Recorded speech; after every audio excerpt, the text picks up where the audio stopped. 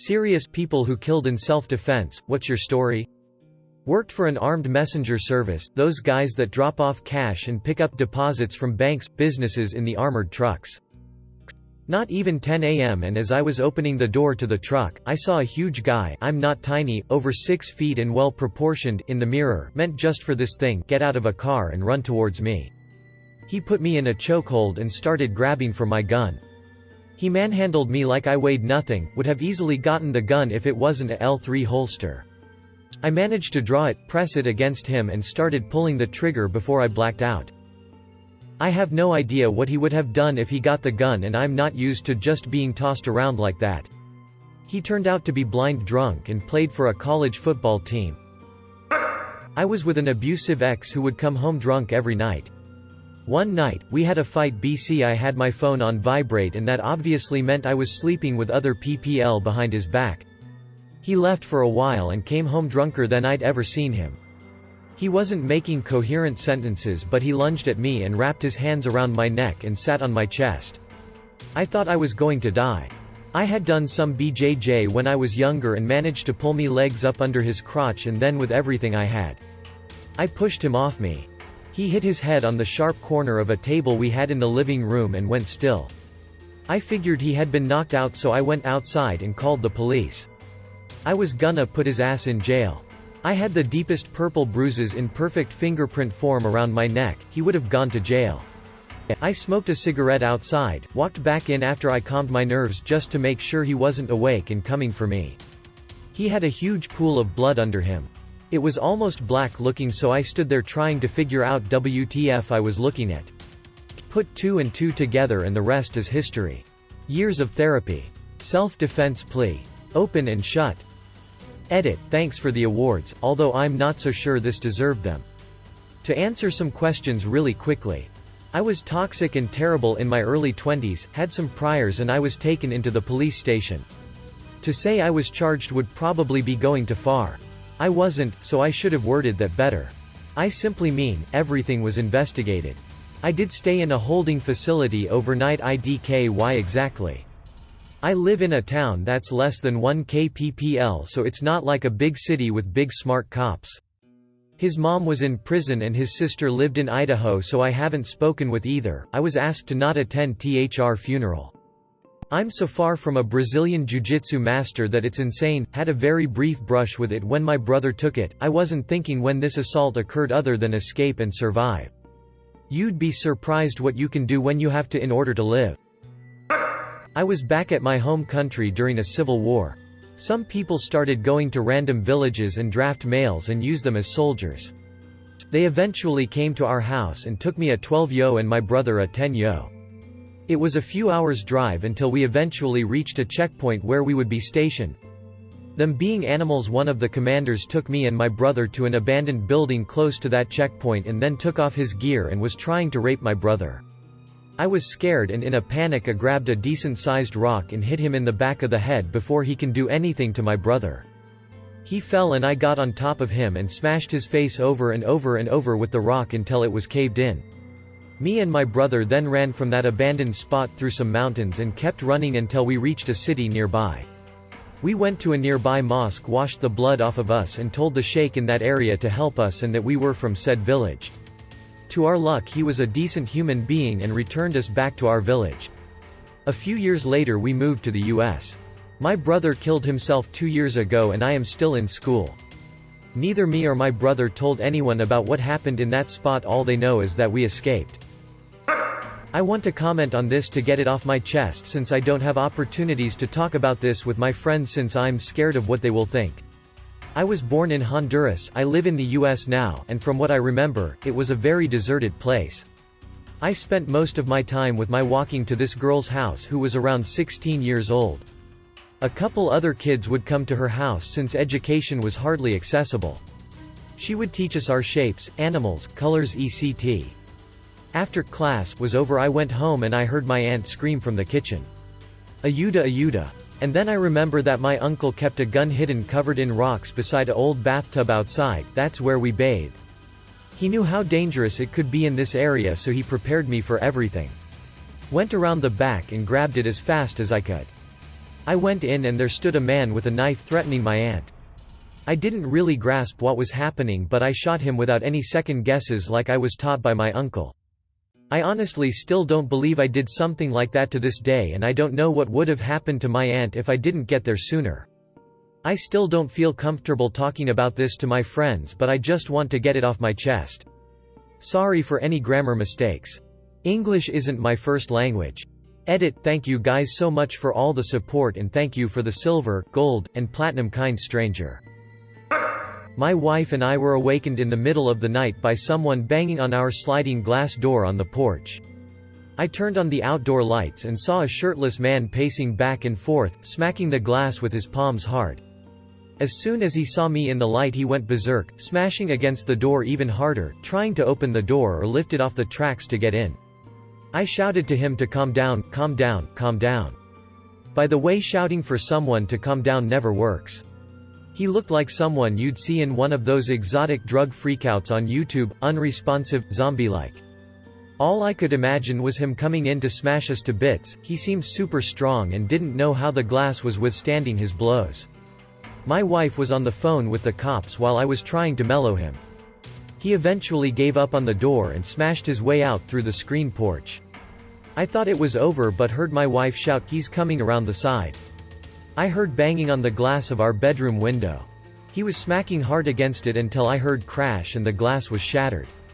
At that point I switched from pure fear into fear and anger. I was in the kitchen and scanned for a weapon. I grabbed the butcher knife from the top of the knife block, thinking, what the hell am I going to do with this? I couldn't mercy kill a rat in a trap, let alone stab someone. Maybe I'll just poke at him to scare him off. I ran into the bedroom. He had smashed another window and I could hear him trying to crawl through the blinds. I screamed at him to leave or I'd kill him, took a poke at him which was deflected somehow. Then fear and anger switched to pure fury. I plunged the blade into his chest with all my strength. I still can feel that thrust to this day. It was awful. That snapped him out of whatever state he was in. He screamed, "My chest," and ran off. The cops found him a couple houses down the street, dead in a pool of blood. The first days after were just shock and disbelief.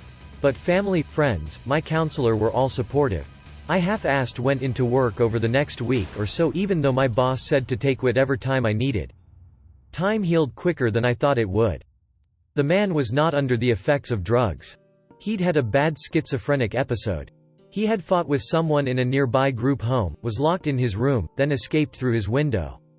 Before the caregiver discovered the escape, he had tried to get into 2 other houses in the neighborhood before coming to mine. I wish I knew more about him and hope he is at peace. I think about him every day.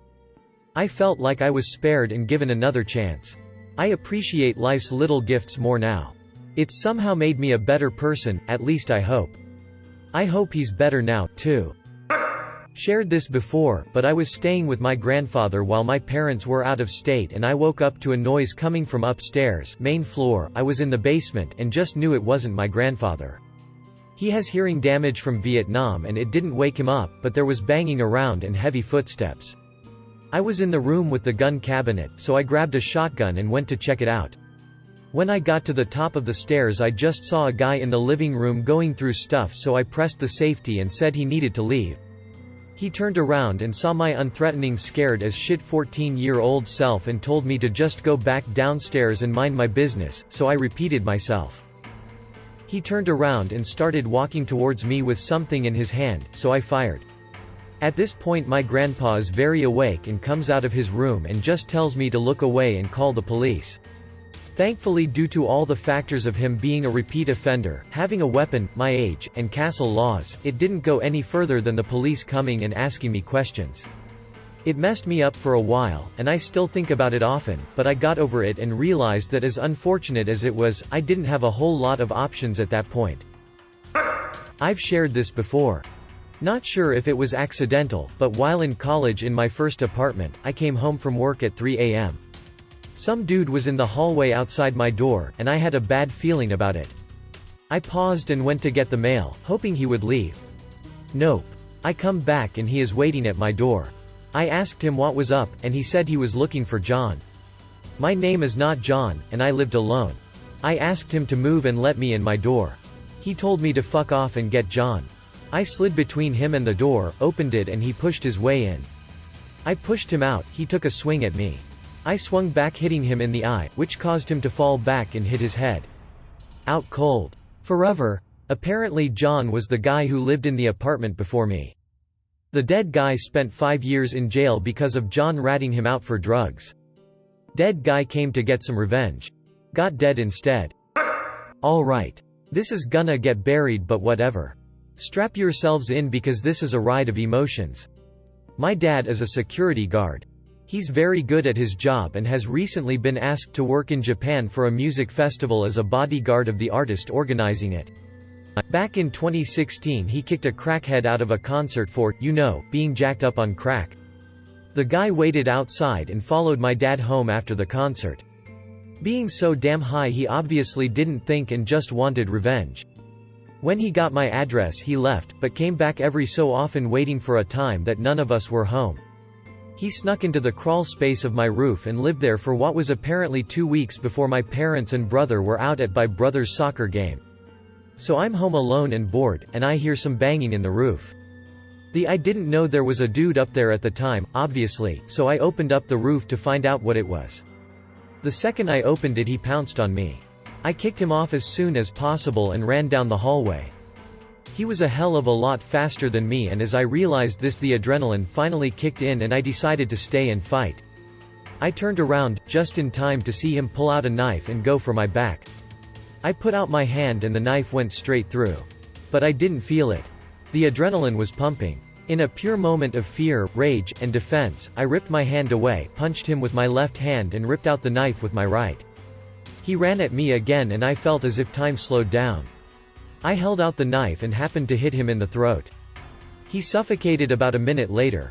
I immediately called emergency services and 3 minutes later an ambulance and 2 cop cars showed up. The cops didn't arrest me as there was proof it was self-defense and that he was under the influence of cocaine, so I was free to go to the hospital. The knife had barely missed my bones, but it was too close for stitches, so I had to have my hand sort of glued together with a type of biodegradable, non-toxic superglue. I'll upload a picture of the scar to Imager and post a link within 10 minutes of making this comment. TLDR, Dad kicked out a crackhead from a concert, so he tracked down my family and tried to kill me.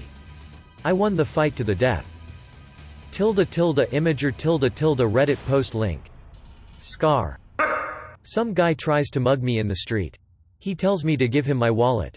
I pulled my concealed carry and shot him in the leg, fatal, and pelvis as I pulled up my gun. I grabbed his gun, a snub-nose revolver, out of his hand and see the chamber. It was empty. That fucked me up for years. Edit, from some of the comments I see, I should point out the revolver was still in his waistband, with his hand on the grip, when I pulled my weapon. I'm sorry you had to go through that, however he was pointing a firearm at you. Firearms usually have bullets in them. It was justified. Treat every firearm as if it were loaded. That means if you're on the business end, expect bad business. I was 12, the oldest of 3 brothers. We were home alone while my parents were out on date night. At maybe 10 p.m. we hear a loud banging at the front door before a man broke the lock with his sheer body weight and momentum. I told my brothers to hide in my room while I went to my parents' room for their shotgun. The whole time this guy is yelling about "Where are my keys?" and he starts coming upstairs when he heard me fumbling as I tried to load the shotgun. He flung the door to my parents' room open and I fell back with the gun shaking in my hands. I closed my eyes and pulled the trigger twice. The first one caught him in the legs and the recoil made the second shot catch his entire torso. The poor man had been drunk and lived a few houses down the way, but I didn't learn that until after. All I could focus on was how he was begging his mother, she wasn't there, not to let him die, and that he was sorry he let her down as he slowly died on the floor just feet away from me. When I was 12 I was taken on my walk home from school. I was gone a month. I was given very little food and almost no water at all. He told me that he was a friend of my grandmother, that she said he needed to watch me for a little since my grandmother was going to be out of town. It turned out he was actually someone from my grandmother's past that had been stalking her for years and had even moved across country to follow her. The first day he locked me in an all-cement basement. Every time he left he would lock the door and push the dresser over it so I could not escape. I remember always thinking about how my grandmother could leave me with someone so evil. He would come home drunk and beat me and his son was a year younger than me, until we were bloody. On the fourth or fifth day I tried to run away, but unfortunately he got to me before I could escape. For my punishment he tied me up to the backside of the house naked with a sock in my mouth and sprayed me with one of those really powerful hoses, made my body red. I could hear his son begging him to stop and that I didn't mean to try and leave. On the third week, he started to sexually assault us. I was raped 6 times while there. He had threatened to cut off the dick and balls of whoever tried to leave and make the other watch. I can say I don't get scared of almost anything ever, but in that moment I was the most terrified I had ever and will ever be. On Thursday of the 4th week he let me out to use the toilet. I remember feeling so weak, I lost so much weight and my skin color was going whiter the more days passed by. When he let me out I made a run for it up the stairs and to the 2nd floor of the house. His son had ran up with me. I ran into a room and hid behind the closet door. His son ran to the balcony and was trying to figure out a way down safely. A moment later his father was in the room screaming at his son and all the horrible things he was going to do. He had thought I climbed down and ran. The man was talking about how they needed to get out of there and other thing I can't quite remember. He had his son in hand and was walking down the stairs. Everything went blank. I don't remember what happened exactly in this moment, but all I can remember is 1 second I was hiding behind the door and then it's like I blinked and I was pushing the man down the stairs. I pushed him down the stairs. God, I hate remembering that I killed someone. He had cracked his neck. Even if it was self-defense, killing someone is one of the most horrific things in life. Knowing that someone who had dreams and thoughts, grew up with family and had been in love with someone before just like you might have or will just for you to take everything away and leave nothing but a rotting shell is scaring. A lot of this was a big blank in my mind until my friend, his son, reminded me of a lot of things. When the cops came his son and I were both starved, dehydrated, raped.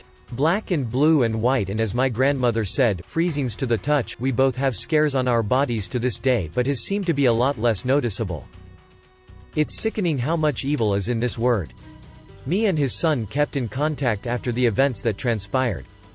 Actually we are best friends now and call and talk quite a bit. When I'm in Canada I stay with him. A little after all of this happened my grandmother moved us to the USA for some years. I will never forget what happened, but I will never feel bad for myself for what happened because I know I only had to deal with it for a month. Who knows how long his son had to deal with all of that. I was headed to work, about a half hour late, at 2 a.m., and lived in the bar district. As I was headed down the stairs, my front window broke and somebody appeared to be coming in. I shot, and got him through the collarbone and into his chest. Called the police after. He was drunk, and was hitting on a female bartender on her way to her car. She threw him off and into my window, as she was a former Marine. It ended up that his family sued me for wrongful death, I had to sue her for damage to my property, and she sued him for assault. Texas ruled that she was defending herself, he assaulted her, and by suffering the consequences of his actions, forcefully entered my property. Charges were filed against his estate, and he was responsible for my window and damage to the property. She was responsible for $500 between my time off and my deposit on bail, which her insurance covered, and I was responsible for his legal fees. Should I have shot if I knew the whole situation? No. But somebody seemingly coming into your house at 2 a.m. when you're either normally asleep or not there means you have the right to defend. Castle doctrine is a blessing. Thanks for watching our video. If you like it, please smash the subscribe and like button to support the channel so that we can create more quality content in the future.